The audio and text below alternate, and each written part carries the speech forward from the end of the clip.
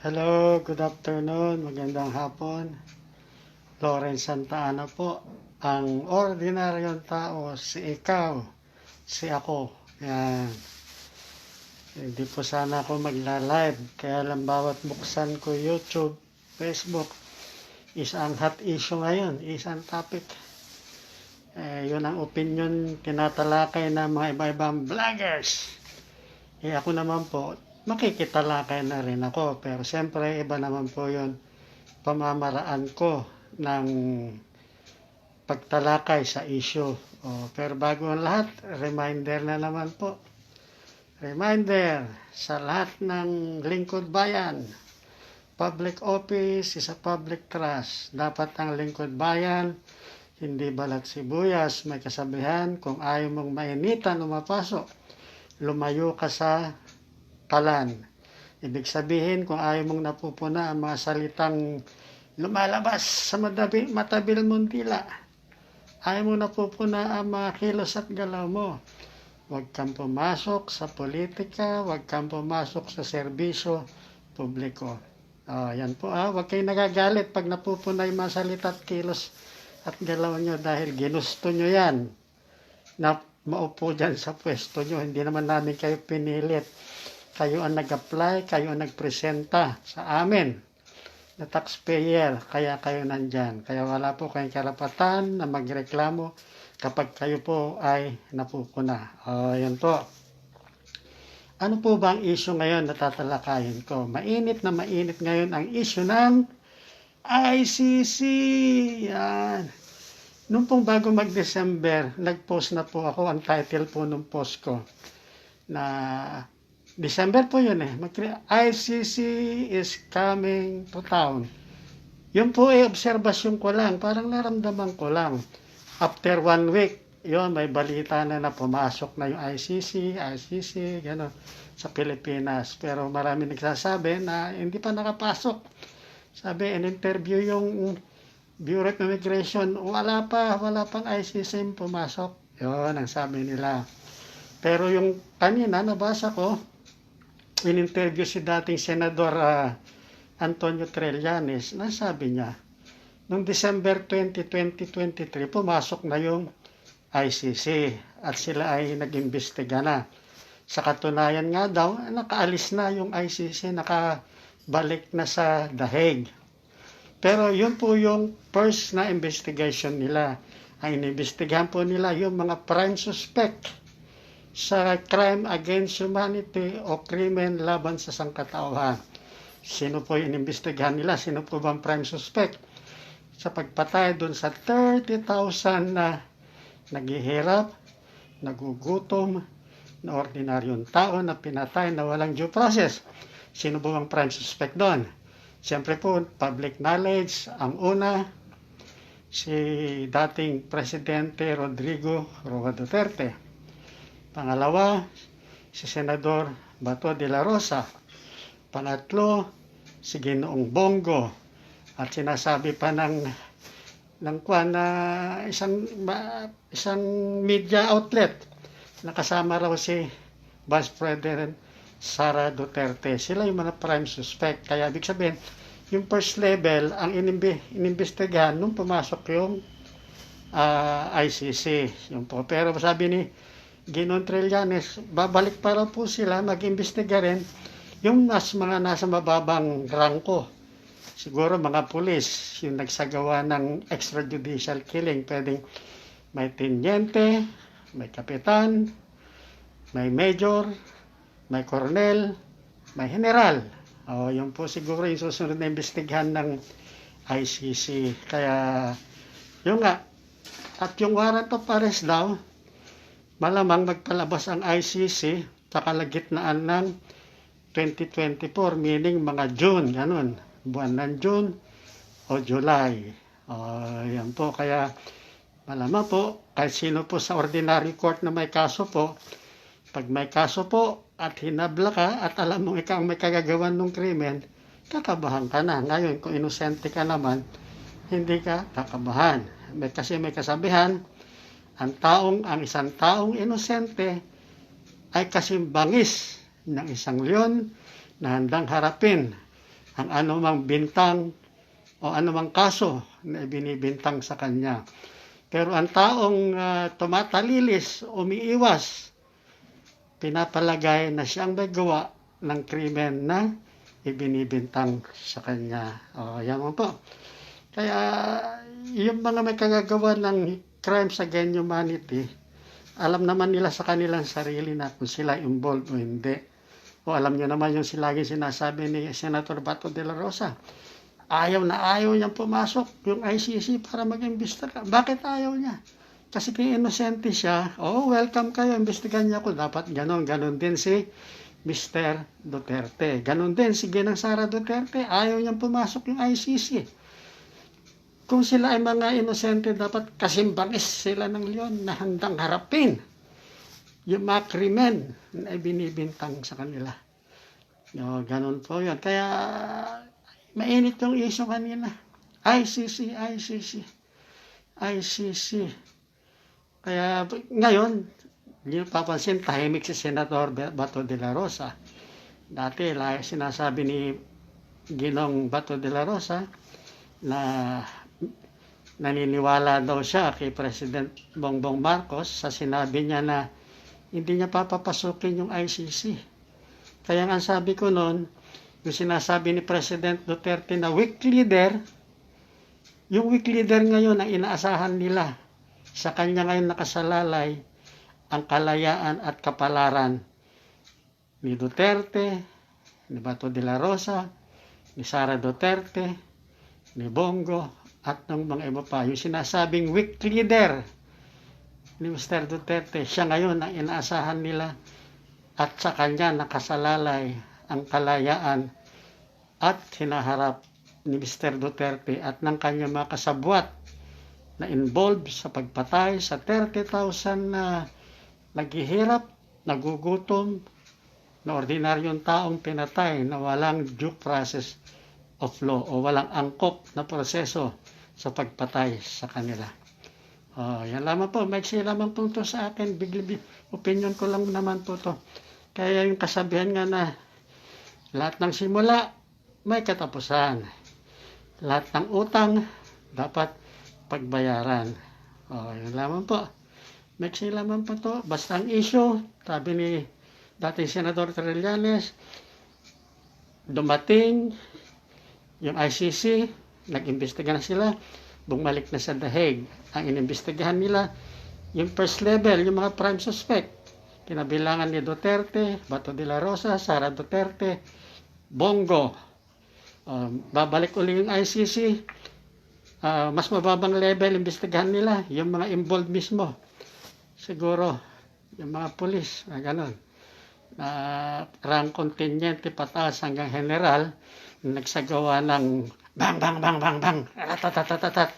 Yun. Bunga nun, 30,000 ang namatay na walang due process. Ang maganda naman po dito, sana harapin na ni Mr. Duterte ito.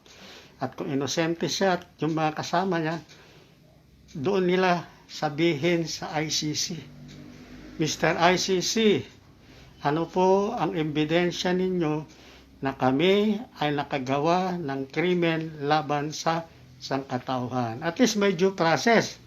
Samantalang yung 30,000 na pinatay, wala pong due process. Sabi ni Duterte noon shoot to kill. Sabi niya, shoot them dead. Di ba? Tapos sideway ko pa po to. Sabi ni Duterte nung pag inuutosan niya mga pulis, ako ang bahala sa inyo. Sabi niya, kapag pagpakonvict kayo, ipapardon ko kayo. Sabi ni Duterte sa mga pulis, ano nangyari doon sa pumatay kay Kian de los Santos? Na-convict. Ngayon nakakulong. Tinulungan ba sila ni Duterte? Wala, salita lang, panay kayabangan. Ngayon, yung mga lower rank na pulis na involved, na inutusan ni Duterte yung pumatay sa 30,000 na naghihirap at nagugutom na ordinaryong tao, matutulungan ba niya ang mga ito? May liligtas pa niya ba ito? ICC yun yung Kikian de los Santos nga nandito sa Pilipinas. Hindi niya natulungan na convict. 2 yata o 3 pulis yun. Habang buhay na pagkakulong. Natulungan ba ni Duterte? Wala, panayabang lang noon. Sabi niya, akong bahala sa inyo. Pag na-convict kayo, ipapardon ko kayo. Sabi niya sa mga pulis, kaya lalong lumakas ang loob ng mga pulis na pumatay. O ngayon, yung mga involved na pulis, kapag may warrant pa, pares na sila. Ano magagawa ni Duterte na tulong sa kanila? Eh, yung sarili nga niya, hindi niya na matulungan ngayon. O, diba? Yun lang po. Basta tandaan po natin, lahat ng simula, lahat ng may utang dapat pagbayaran. Dapat natututo tayo sa kasaysayan eh. History repeat itself. Kaya lang iba-ibang aktor ang maganap. O si Hitler. Ano nangyari kay Hitler? Kay Ceausescu o ng Romania. Kay Idi Amin ng Uganda. Si Mussolini ng Italia. O si Napoleon Bonaparte ng Pransya. Si Saddam Hussein na binitay. O si Muammar Gaddafi na pinatay ng kanyang mamamayan. O marami pong kasaysayan ng kanya. Kung bakit hindi natuto si Mr. Duterte sa kasaysayan. O hindi siya nagbabasa ng kasaysayan. Kaya akala niya nung panahon niya siyang hari forever. O kaya lahat ginagawa niya. O ngayon, ito na ngayon yung kanta ni Frank Sinatra. The end is near, Mr. Duterte. Yun lamang po. Ito po, komento ko lang to, opinion ko naman to. Kaya iba naman yung mga vlogger. Kasi mga vlogger, iba yung kanila. Iba yung style nila ng pagtalakay ng issue. Ako, nagtatalakay ako, parang face-to-face tayo nag-uusap. Parang face-to-face kausap ko si Mr. Duterte. Yun lamang po. Kaya Mr. Duterte et al. Sa salita kasi ng korte yan sa abogado. Parang yun Duterte and Company. Ganun sana yun Pero sa korte, Duterte et al. Ibig sabihin, si Ginong Duterte at kanyang mga kasabwat, harapin ninyo ang binibintang na krimen sa inyo na crime against humanity. Okay po Yun lamang po, maiksi lamang po to. Kaya Mr. Duterte, abogado ka, dati kang tiga-usig. Alam mo yung discard, alam mo yung mga trial techniques. Doon mo patunayan sa ICC sa The Hague, kontrahin mo lahat. Yung ebidensyang ilalabas, kontrahin mo lahat yung mga testimonyang ilalabas ni Matubato at ni Las Cañas. Malamang po, hindi na kayo nakakatulog sa paghahanda ng depensa ninyo. Pangalawa, sino ang magiging abogado nyo ICC? Nako, $1 million po ang bayad dyan. Kasi buhay kalayaan nyo po nakataya. Sino? Si Harry Roque. Kasi ayun sa balita, si Harry Roque lang accredited na humarap sa ICC. Kung kulang pa si Harry Roque, mag-hire kayo ng mga international lawyer na accredited sa ICC. Yun, $1 million ang bayad nun. Pero malamang, sa dami ng kwarta nyo na bilyon, na sabi ng balita na accumulate ninyo during your term as public official. Noong 2021, 4.5 billion ang huli nyong intelligence fund. Sabi ng COA, inubos nyo yung kahit piso, walang natira. Saan nyo dinala yung 4.1 billion noong 2021? Si Sara Duterte, nung mayor siya, mahigit 6 na bilyon ang kanyang confidential fund. Di ba? Problema, may bagong ruling yung Supreme Court. Bago, sabi niya, ang confidential fund ay dapat pag ginastos directly connected to law enforcement. Paano ngayon yan? Baka ipabalik ng Supreme Court sa mga intelligence fund na yan kasi ginastos na hindi doon sa dapat paggastusan. Si Pulong Duterte, Anong sabi ni Mr. Duterte? Nung tinanggalan ng confidential fund si Sara Duterte, pinakaratin o pinakanabubulok na institusyon ang Kamara de Representante. O, di ba? Yung pala, bandang huli, ang sinasabi niyang bulok, yung anak niya, si Pulong. Ang bulok, bakit bulok? Siya pala pinagsasabihan niya na sandamakmak ang confidential, ang pork barrel. 51 billion. Nagsimula ng 2019, 2020, 2022. Saan dinala ni Pulong Duterte yung 51 billion? Sabi ni Saldico, hindi fake news kasi binerify ko sa DBM, binerify ko sa DPWS. Talagang meron. 51 billion, saan mo dinala, Mr. Paulo Duterte? Hindi mo na-solve yung baha dyan sa distrito mo. Lubog ang bahay, lubog ang kalsada, hindi mo naayos ang drainage. Saan mo dinala 51 billion? Magkwentuhan tayo, magkano kita? Sabi ng mga iba, pag pork barrel sa congressman, senador, 30 to 40% ang kita o kupit. Kukwentahin ko na lang, wag lang 30% o 40%. Ang computation, kita equals 51 billion times 20% o 0.2 equals 10.2 billion. Napakababang interest rate yung ginamit ko, 20%. Sabi nung iba, 30 to 40. Pero ideal na siguro yung 20% na computation ng SOP. 51 billion times 0.2 equals 10 billion 200 million. Ang approximately kinita ni Pulong sa loob ng 3 taon. Kaya pala nung may convention ng PDP laban doon Di ba inagaw nila PD laban kay Coco Pimentel? Nag-convention sila. Nandun yung mga mayor, governor, Santa Barbara. Ano sabi ni Duterte? Sako-sako ang pera natin. Sabi niya, sako-sako yung pera niya ibibigay sa mga miyembro ng PDP laban. Yung pala may pinaghuhugutan talaga siya. Nasako-sako ang pera. Na ngayon lang i-divulge, ngayon lang lumalabas. Di po ba? Kaya sabi ko nga isa pa pala, Jesus. Yung pamilya Duterte, yan ang talagang ideal na example ng political dynasty. Yung tatay presidente, yung anak na babae vice president, yung anak na lalaki mayor, yung anak na lalaki congressman, all in the family. Yan ang ideal na political dynasty. Yan pa. Nasa kanila na lahat ang kwento ng politika. May sawag nga ako dyan kung isa sa pelikula yung pamilya ng Duterte ang title dapat The Duterte's Web of Corruption. Dapat yun ang title niya, The Duterte's Web of Corruption. Ibig sabihin, alam nyo yung web, yun yung sapot ng gagamba. Sila nandun sa isang sapot, doon sila umikot-ikot na isang pamilya.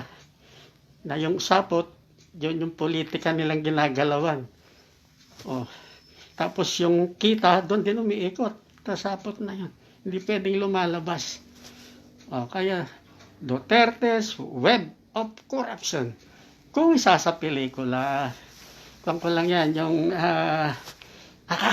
kuro-kuro. Yan ang sabi ng kaibigan kong hapon So, bali ang issue, balik ko yung main issue. Sabi ni Mr. Trillanes, nag-imbestiga ng ICC, dumating noong December 20, 2023. Ang inimbestigahan nila yung mga prime suspect. Ni Duterte, Bato, Sara, Bongo. Yan. At mga iba pa. Di umuwi na yung The Hague. Yung ICC stay. Tapos sabi pa ni Senator Trillanes, babalik pa raw. Mag-imbestiga pa rin. Para doon sa mga medyo subordinates na lang. Yung sabi ko, pwedeng tenyente, kapitan, major, colonel, general. Na nagpatupad mismo ng extralegal killing. Na bunga 30,000 na naghihirap, nagugutom, na ordinaryong tao, pinatay na walang due process of law. Yan po Pero ako naman sabi nga sa Constitution, the accused presume innocent unless the contrary is proved. Si Duterte at yung mga katropa niya, hindi pa naman sila akusado. Kasi wala pang kaso na pinapile for investigation pa lang. Kaya dapat nag-prepare na rin ng depensa si Mr. Duterte. At kung wala talaga silang kasalanan, dapat sila kasing bangis na yon na harapin ang anumang krimen na binibintang sa kanila. Kaya lang sa kanilang pananalita, kilos at galaw, sila ay umiiwas o tumatalilis sa mga krimen na binibintang sa kanila. Ibig sabihin, pinapalagay na sila may gawa. Yun pa summarize ko po. Sabi ni Mr. Trillanes, dumating noong December 20, 2023 si ICC. Prime suspect, inimbestigahan, umuwi na sa dahig. Babalik, hindi alam kailan babalik. Yung medyo subordinates ang imbestigahan. Tapos, sa kalagitnaan ng taon, siguro hanggang June o mas maaga, magpapalabas ng warrant of arrest. Anong issue yan? Paano yan? Paano kung nagpalabas ng warrant of arrest ang ICC? May dadating bang pulis na taga Netherlands? Wala po. Ang huhuli po kay Duterte at sa kanyang mga kasabat, law enforcer po ng Pilipinas, mga pulis ng Pilipinas o kaya NBI. Yun po sila. Sila po ang huhuli mismo kay Duterte. Yung sinasabi ni Duterte noon na, mga pulis ko. Yan, yung mga pulis niya ang huhuli din sa kanya at sa kanya mga kasabot sa pagpatay sa 30,000. Di pa ba? Mabigat po ang ICC tulad po nung si Vladimir Putin. Inisyuhan siya ng warrant of arrest. Hindi marami buong mundo hindi makapaniwala na yung isa sa makapangyarihan sa buong mundo may arrest warrant. Kala nyo ba hindi natakot si Vladimir Putin? Hindi siya nag-attend doon sa South Africa nung BRICS Summit, kasi yung BRICS nag-introduce sila ng yung currency na yung pera nilang bansa nila pwede nang gamitin na direct, hindi na i-convert muna sa dollar. BRICS meaning Brazil, Russia, India, South Africa, China. Yung ibig sabihin ng BRICS. Hindi nag-attend si Vladimir Putin. Ano sabi ng presidente ng South Africa? Mr. President of Russia, wag kang nang pupunta rito. Mapipiliting kaming arestuin ka. Mag-zoom ka na lang. Kaya hindi nagpunta si Vladimir Putin, natakot. Kasi obligasyon ng South Africa na hulihin si Vladimir Putin. Kasi miyembro ng ICC ang South Africa. Kaya ganyan po kabais, kamakapangyarihan ang ICC. Nung una, tinatawanan nila bato. Sa kala ni Duterte yung ICC, wala yan. Nung inisyuhan ng warrant of arrest si Vladimir Putin, natameme sila na ganun pala makapangyarihan ang ICC. Hindi na umaten si Vladimir Putin sa South Africa doon sa summit ng BRICS.